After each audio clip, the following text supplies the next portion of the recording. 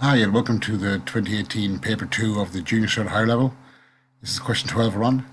So, as usual, if you want to set the notes I'm working off, please send me an email at shanetroy@gmail.com. And that email address should be in the description below. So, question 12 here says the diagram below shows a Horcrux.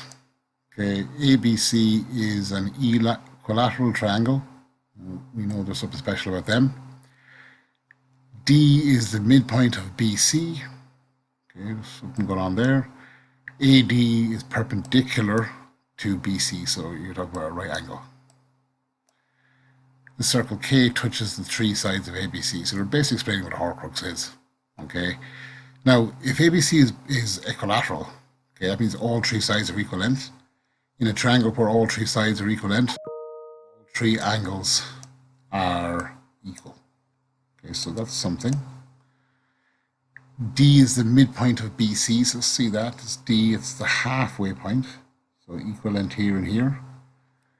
They say that AD, that line there, is perpendicular, so it's creating right angles here.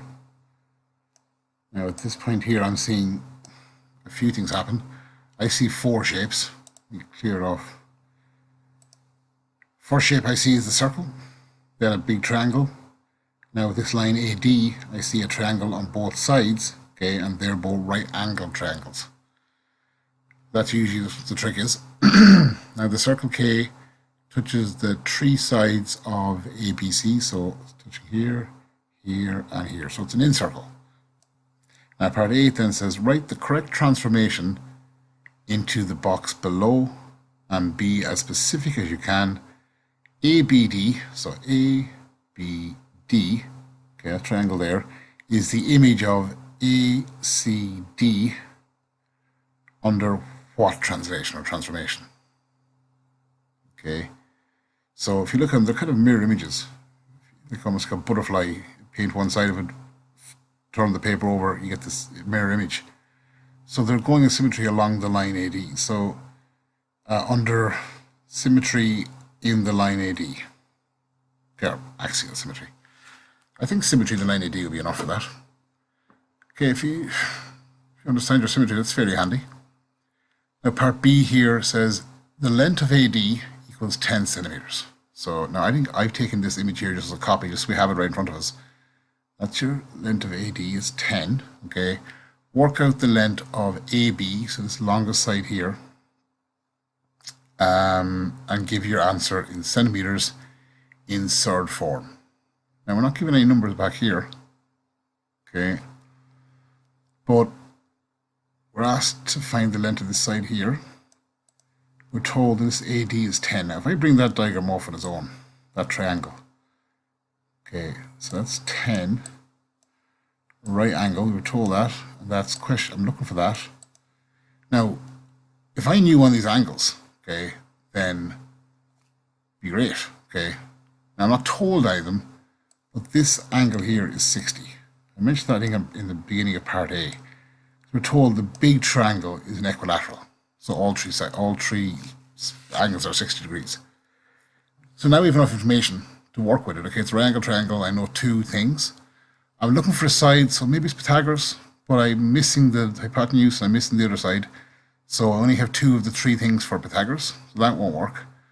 I have an angle, so it's a pretty good indication that it's one of the trig ratios sine, cos, tan. Now the answer worked out on the next page, so it's pretty, so let's go look at it. And basically, I've given the diagram here and shown that, okay, shown the angle 60, so we're about here, okay, and I want to find which trig ratio to use. Now, I've told you it's sine, but I have the angle, okay, I have the opposite, which is the side across in the angle, so that's the opposite, okay, OP whatever, OPP, that's the hypotenuse, and the other side is the adjacent. Okay, now I have the opposite. I'm looking for the hypotenuse. So this is the formula that will work. I have two of the three things. So I don't need to worry about the other ones. I already have my formula. I've reflected it here. Now I put my figures in. So I have the opposite is 10. The hypotenuse is what I'm looking for, so I'm calling it x. And the angle we said was 60. So I have my two out of three things. I'm going to move things around now using algebra to solve for the x. So it's on the bottom here. So if I bring it across the equal, it becomes multiplied on the far side. So now it's not the denominator. But I don't want x times sine 60, I want x. So I move the sine 60 across. It was multiplying, now it comes across, it becomes divided. Okay, so I get my angle equals x over sine 60. Now that simplifies your calculator to this number here, 20 times square root of 3 all divided by 3. They wanted the answer in third form, so don't bother changing decimal. The units were in centimeters, so happy days, I'm done. That's part B. Now part C here is construction. Okay, so I put a link in here. Now, if you're watching this, that link's not going to work. I don't know how to do that on YouTube. I couldn't be arsed finding out. But if you have the set notes that come with this, then you can follow this link. Now it's all on Maths is Fun. So if you even Google Maths is Fun and construction, it'll bring you to that link. And it's pretty awesome. They have, might just actually follow it just to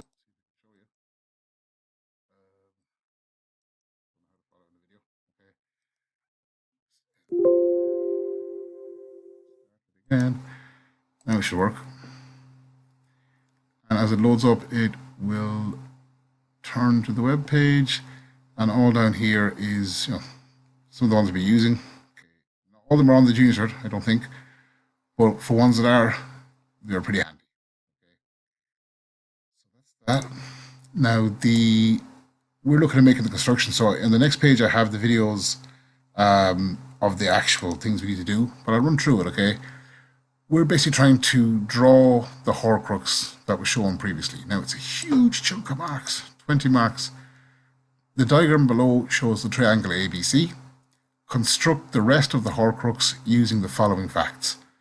The line AD is perpendicular bisector of BC. Okay, so the line AD was this line down the middle. It's bisecting BC. Okay, so how do we make a bisector of a line? Then the second part is the center of the circle K is the point of intersection of AD, so this line here, and the bisector of the angle B. So you get the halfway point of that angle. You can only use a compass and a straight edge. Show all your construction lines clearly. Now the instructions, I was just literally at the Martin conference for the junior cert today, or sorry, leaving cert today, and they were talking about they're sending a letter out to all students advising to use pen, black or blue pen for the exam, because they're going to be scanned on this year and marked using a slightly different system. Now it's not something the student has to really worry about. The only point they really have is that blue and black pen will stand out more. Okay, if you are using a pen or a compass, make sure it's a dark, like heavy pencil, not a 5H. Okay. If you understand your pencils, you'll maybe understand that. But like a HB at minimum, okay? If you're unsure, you can always go over with a pencil the construction lines. But if there's any problem, with a construction, we're told we can always request the original copy or whatever. So there's ways around it if you can't see it. The biggest thing with a construction is just making sure you don't rub away your construction lines, okay?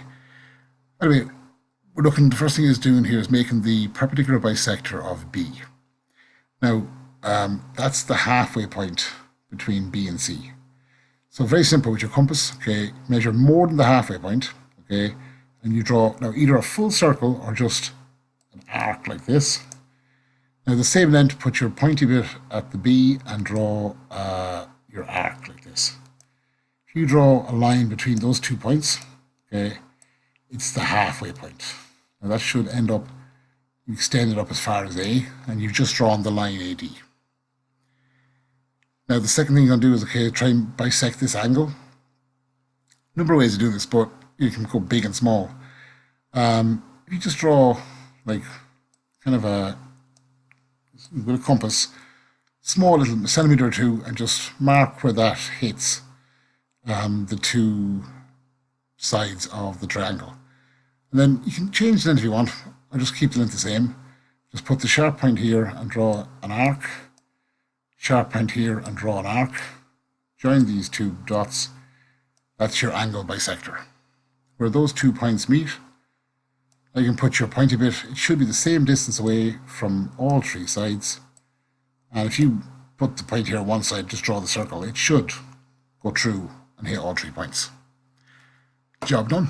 Okay, now so the next page has the answer, okay, but I've kind of just tried to describe what I've done there.